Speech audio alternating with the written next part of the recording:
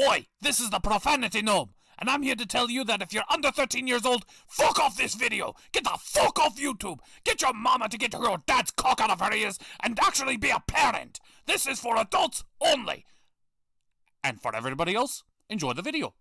And don't forget to like and subscribe and comment below what you think, you fuck buckets!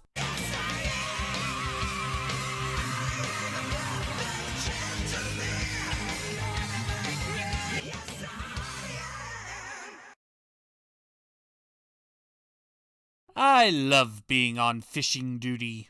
Yeah, nothing to do but kick back, relax, and only think about your innermost thoughts. Leslie? Leslie? Leslie! Meow. I think it's gonna be one of those episodes. This is Animaniacs 2020, Episode 5. The episode begins with the Warners. Shocker. As they're trying to figure out what they want to do this particular episode. They make reference to the fact that they've been doing a lot of the groundwork in this new reboot, as the other Animaniacs don't seem to be around anymore. Finally addressing the elephant in the room. The fact that there is no elephant in the room, or hippo, or chicken, or anyone. Well, there's a simple explanation of why they're no longer around. An evil hunter has been hunting down the Animaniacs one by one this entire time. And he has 3 left on this trophy case to collect. The Animaniacs, Warner Brothers themselves. So he tries to approach them, sneaking into Warner Brothers Studios in order to try to capture the Warners. And the Warners, of course, do their usual stick. Fuck with him and play along. They're even willing to be the bigger men and give them a bit of a head start. Like that's gonna help. They know they can beat him easily, and he ain't backing down. I'll give him that. So, here comes the first test. Tranquilizing darts. He hits them with darts, but they trick him into him falling asleep instead, proving once and for all that even if you try tranquilizing the Warners, it won't work. Thank you for that new superpower, Reboot. I'll keep that in mind for later stories. So, the next trap is a classic noose tie, which this one's pretty simple. They step into it, eat the bait, and run off. He checks the trap. It works just fine. So in the end, he decides, after 2 attempts, he's gonna give up. Aw, so soon? Well, he settles for taking a picture of the Animaniacs. But it was a spring-locked camera. He did it! He captured the Warners! And so he takes them back to his house, and we get some pretty dark imagery of all of the Animaniacs from the previous show, all in weird positions. Uncomfortable is an understatement for this scene. I mean, did he straight up murder the mime? That's a human. That's literally murder. Well, before locking the Warners away in his knockoff water tower, Yakko makes an observation. Does he really have all the Animaniacs? The hunter assures us that he does have everyone, including a petrified Slappy and Skippy squirrel. Aunt Slappy? That does it! Come here! I'm kicking your ass! Well, now all the Warners are in on this. He seems to have forgotten one particular Animaniac from the old show. Chicken Boo. Yep, that good old chicken that pretends to be human guys. By wearing a disguise. And they do a lot of ripping on Chicken Boo. I mean, I know he wasn't the most popular character, but I don't think anybody flat out hated him. But they really tear into the guy, and, well, the hunter takes that personally. So personally that when they push him too far, he reveals a ghoulish transformation sequence. As it turns out, the hunter was actually Chicken Boo in disguise.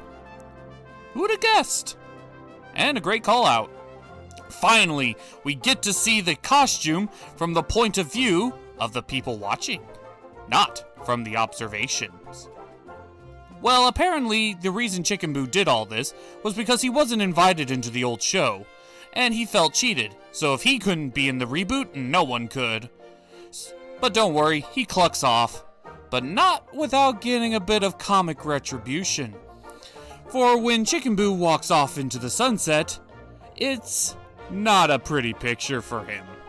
As all of the Animaniacs, I mean all of them, are looking pretty damn pissed from the greatness of Slappy Squirrel and the Good Feathers to the not as seen characters like the Hip Hop Hippos, Mervina Mink, and Katie Kaboom.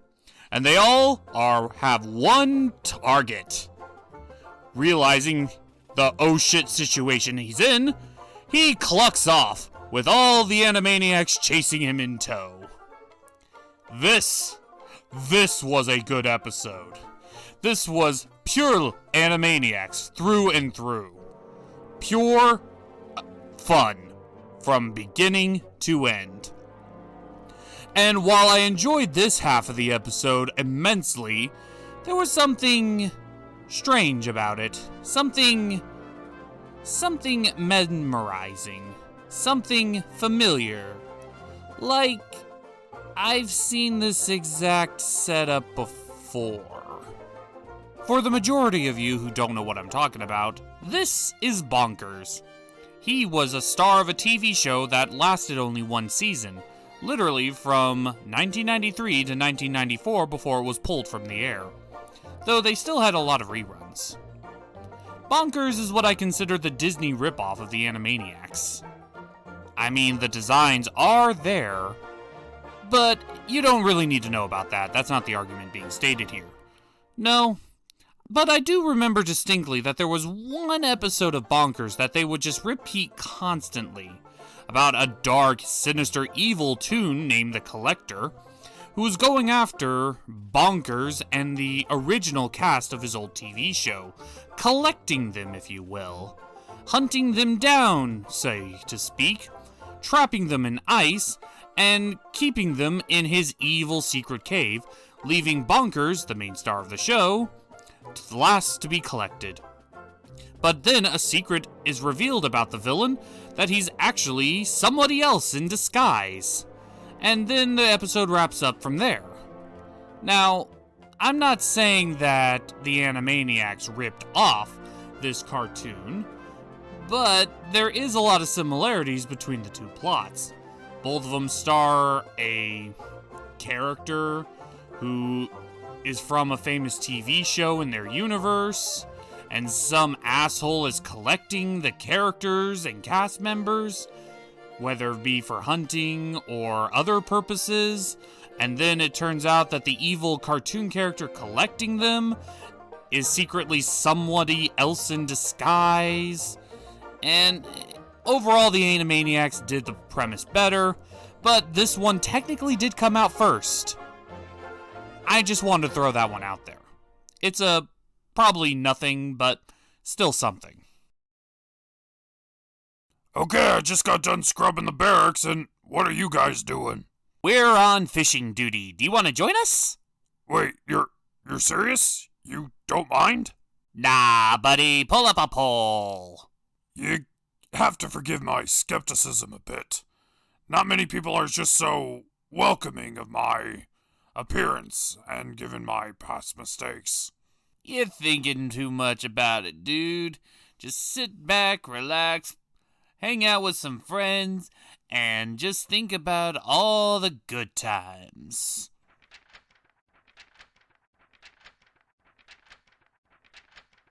Yeah, good times. The second half of the episode is involving Pinky and the Brain. Really beginning to notice that pattern here. Warner's, Pinky and the Brain. Warner's, Pinky and the Brain.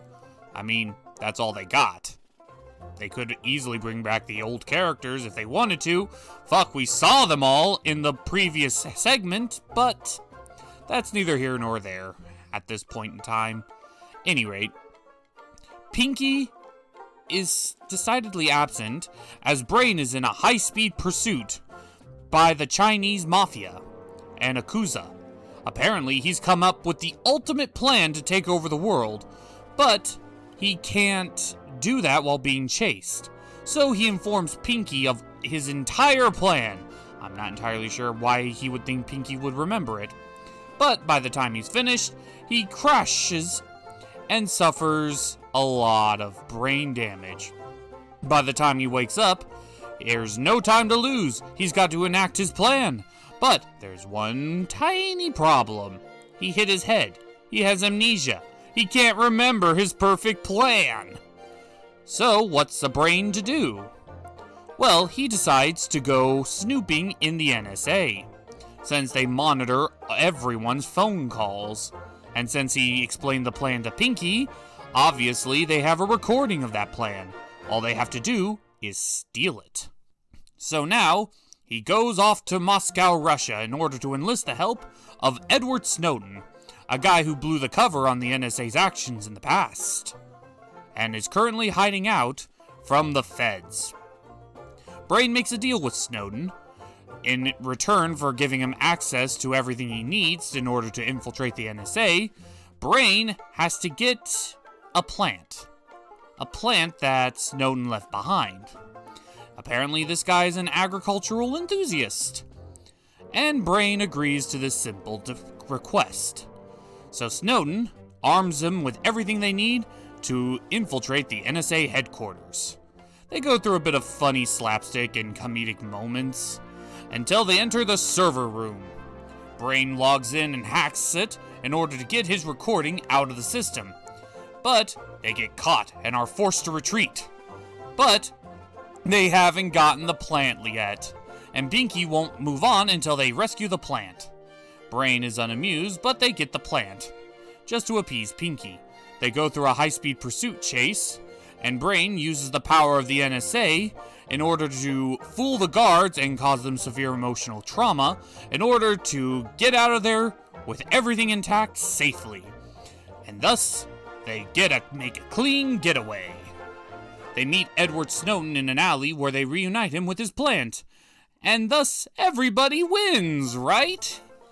Well, what's this secret master plan of Brain's? Well, apparently it involves making a sneezing gas, but the sneezing gas can only be made through a very rare plant. A plant owned by Edward Snowden. The plant that they literally just rescued from the NSA.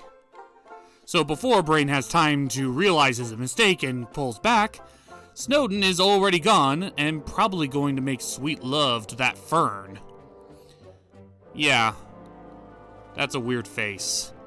That is not the face of someone who's a plant enthusiast. That is the face of someone who's a plant rapist.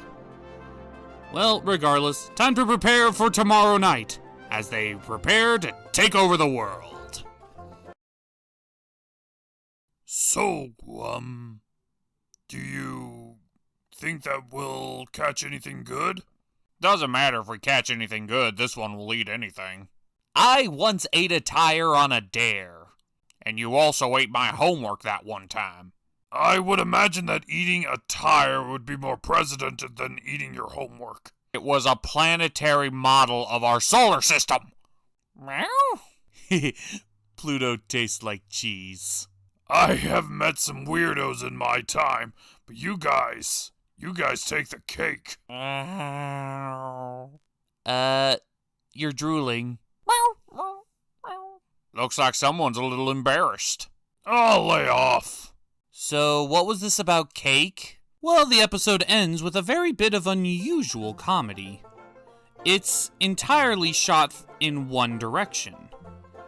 Silence, where we're only seeing the actions of what's going on via camera.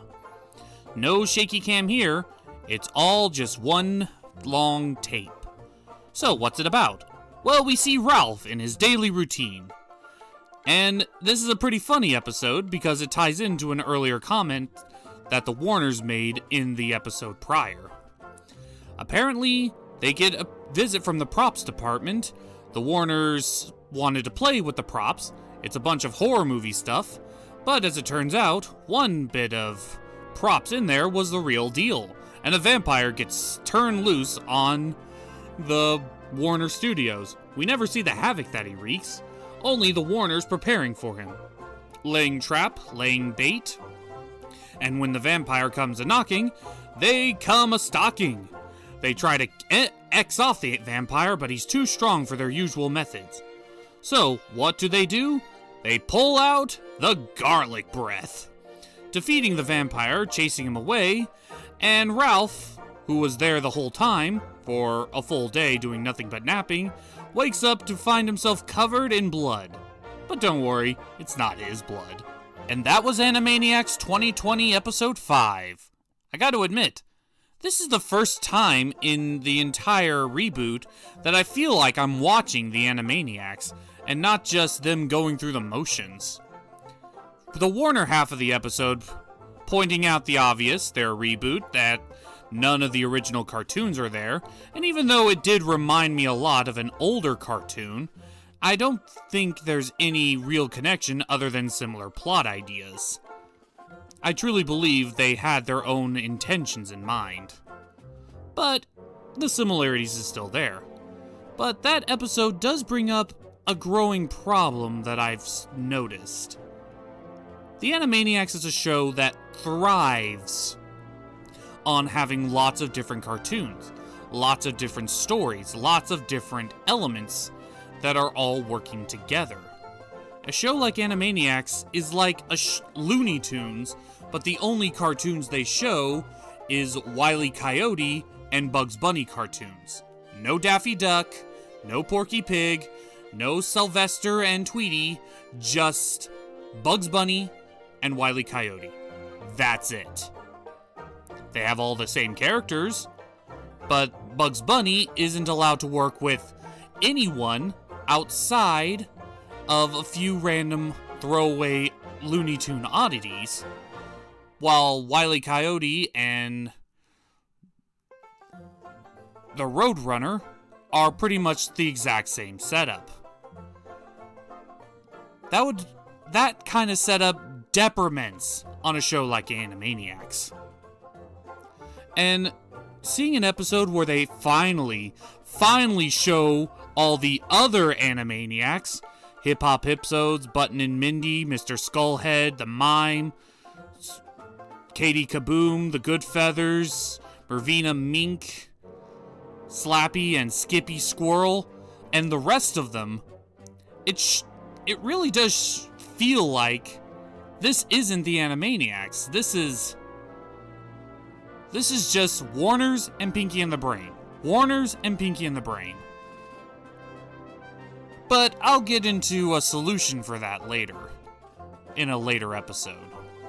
Regardless, the Animaniacs Warner's half was pretty solid.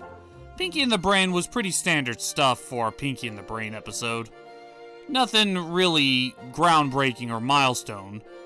I did like the silent film afterward, and that's about it. It was a really good episode. Gave us nostalgia, pointed out the elephant in the room, gave us the return of several, if not all, of the original cast. Even if they did turn Chicken Boo into a villain, it makes sense. And hey, this is probably the first time he had character development in 2 series. What does that tell you?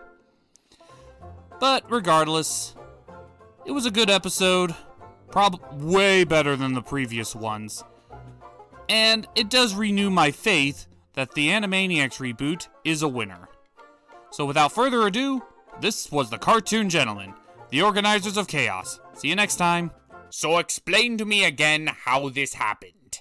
We kind of very enthusiastically started fishing and talking to each other. Enthusiastic is an understatement. We have enough booty here for weeks. And most of this is going to rotten out before we have a chance to it. I'm sure we can power through it. It's not healthy to eat rotten, smelly fish. I don't know. I think she's taking a good care of it.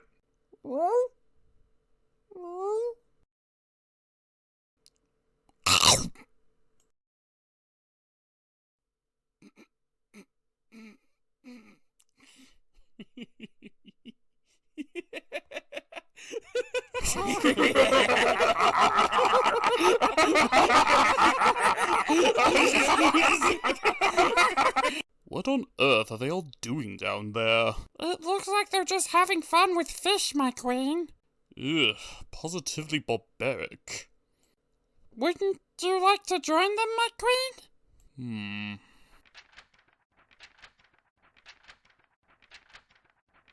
No, gotta keep the eye on the prize.